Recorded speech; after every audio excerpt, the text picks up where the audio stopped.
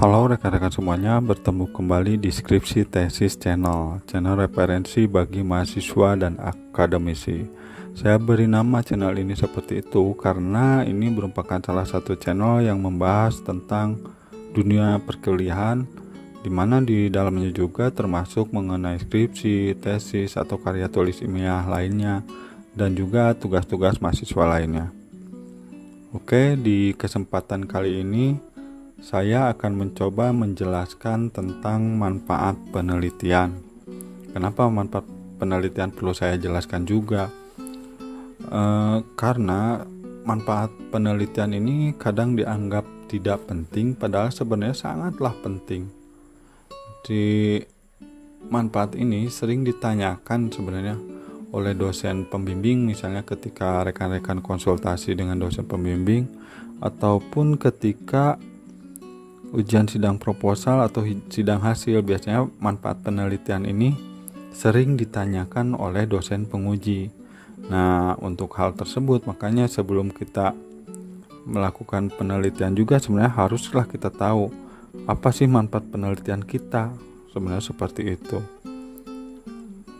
Lalu apa sih manfaat penelitian dari penelitian yang rekan-rekan lakukan? Nah, sebenarnya kalau dilihat secara sederhananya,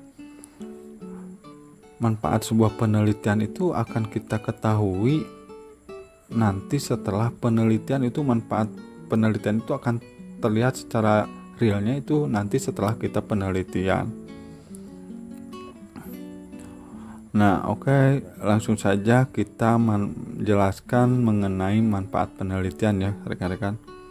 Nah, manfaat penelitian ini secara teoritis ataupun di dalam penelitian itu ada dua macam, yaitu manfaat teoritis dan manfaat praktis. Lalu manfaat secara teoritis itu yang bagaimana sih? Dan manfaat secara praktis itu seperti apa? Kalau saya jawab secara singkat dan sederhana, pengertian dari manfaat penelitian itu secara teoritis itu sebenarnya menjelaskan manfaat dari penelitian kita yang kita lakukan itu secara keilmuannya seperti apa. Nah, kalau manfaat praktis artinya maksud dari kontribusi penelitian kita pada tataran praktisnya setelah melakukan penelitian itu seperti apa. Nah, inilah sebenarnya yang dimaksud dengan manfaat penelitian baik secara teoritis maupun secara praktis. Nah, ini sebenarnya manfaat ini mudah susah sebenarnya. Karena kalau disebut mudah enggak juga, kalau disebut susah sebenarnya sederhana. Makanya kalau kita konsul kadang dimanfaat juga, kadang si dosen pembimbing itu melakukan revisi kepada kita beberapa kali atau ketika sidang pun akan direvisi manfaat penelitiannya. Tapi kalau menurut saya ini jangan patah semangat ya kalau menemukan seperti itu, karena secara secara makhluk kita adalah manusiawi lah. Ketika ada salah atau kekurangan seperti itu ya jalan aja. Nah, terus kita harus juga pahami kalau pemikiran si dosen, baik itu dosen pembimbing maupun dosen penguji, itu beda sama pemikiran kita, makanya timbullah revisi-revisi seperti itu. Nah, biar paham rekan-rekan semua tentang manfaat penelitian, ada baiknya juga sebenarnya kalau rekan-rekan tahu caranya atau tips yang bisa digunakan agar si dosen itu tidak merevisi terlalu banyak tentang manfaat penelitian. Nah, manfaat penelitian yang baik itu harusnya jangan bersifat umum atau terlihat terlalu normatif. Karena yang seperti itu biasanya membuat si manfaat itu kelihatannya tidak ada kaitannya dengan penelitian kita. Oke, biar gampang saya kasih contoh manfaat penelitian yang teoritis tapi ini manfaat yang salah. Rekan-rekan bisa lihat di sana yang saya beri warna merah itu contoh yang salahnya. Contoh yang salahnya di sini saya beri contoh manfaat teoritisnya. Penelitian ini bermanfaat bagi semua pebisnis untuk memecahkan masalah yang dihadapi dalam rangka mengembangkan ilmu pengetahuan. Nah, kalau rekan-rekan secara cermat melihat dari manfaat teoritis ini, sebenarnya ada beberapa poin yang menunjukkan bahwa manfaat teoritis ini masih bersifat umum. Rekan-rekan bisa lihat ya beberapa contoh katanya. Pertama, kata bagi semua pebisnis. Nah, kata bagi semua pebisnis ini sebenarnya secara umum, kalau menurut saya kita harus jelaskan secara mengerucut atau secara khusus pebisnis di sini yang kita maksud siapa. Misalnya kita meneliti manajer pemasaran, ya langsung aja rekan-rekan tulis bagi para manajer pemasaran. Jangan ditulis seperti itu, misalnya jadi untuk semua pebisnis. Nah, kesalahan selanjutnya dari contoh yang salah ini adalah pada kata ilmu pengetahuan dunia bisnis. Nah, kalau menurut saya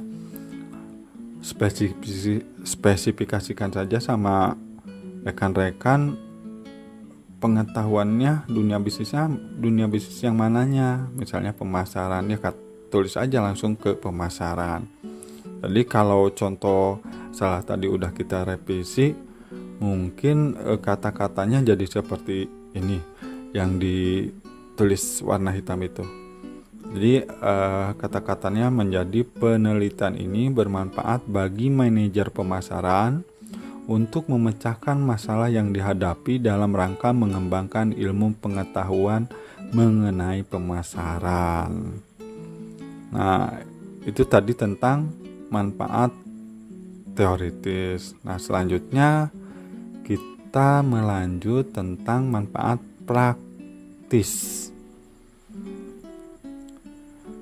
Dalam membuat manfaat praktis, hal utama yang harus kita perhatikan adalah menentukan siapa saja atau pihak mana saja yang berkaitan dengan penelitian rekan-rekan.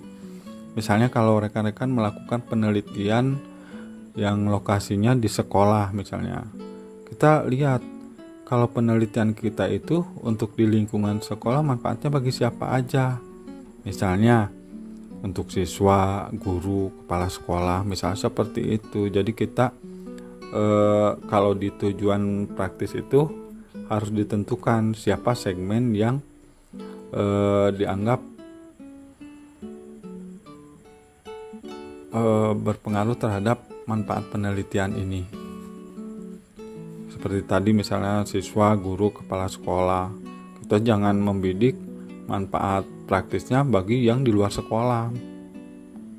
Maksud di luar sekolah yang dari luar pendidikan tersebut, dunia pendidikan tersebut, misalnya bagi pedagang yang jualan, misalnya untuk para orang tua sih sebenarnya bisa masuk saja, tapi misalnya yang jualan atau orang-orang yang berada di sekitar situ tapi tidak terpaut dengan masalah pendidikan itu kita jangan ambil. Kayaknya saya sarankan bikinlah poin-poin pihak yang menjadi sasaran dari manfaat penelitian kita. Oke, itu yang dimaksud dengan manfaat praktis. Nah, untuk selanjutnya, kalau contohnya sekolah tadi berarti bagi siswa, bagi guru, sama bagi kepala sekolah. Contoh kata-katanya seperti apa? Misalnya, bagi siswa ini memperoleh variasi model pembelajaran sehingga motivasi belajar siswa menjadi bertambah. Kedua, bagi guru memperkaya praktik pembelajaran yang baik sebagai upaya meningkatkan kualitas pembelajaran. Yang ketiga, bagi kepala sekolah memperoleh dukungan dalam meningkatkan mutu sekolah melalui metode pembelajaran yang lebih sesuai digunakan oleh guru kepada siswanya. Nah, itu mungkin tentang manfaat teoritis. Oke, mungkin untuk video kali ini cukup sekian.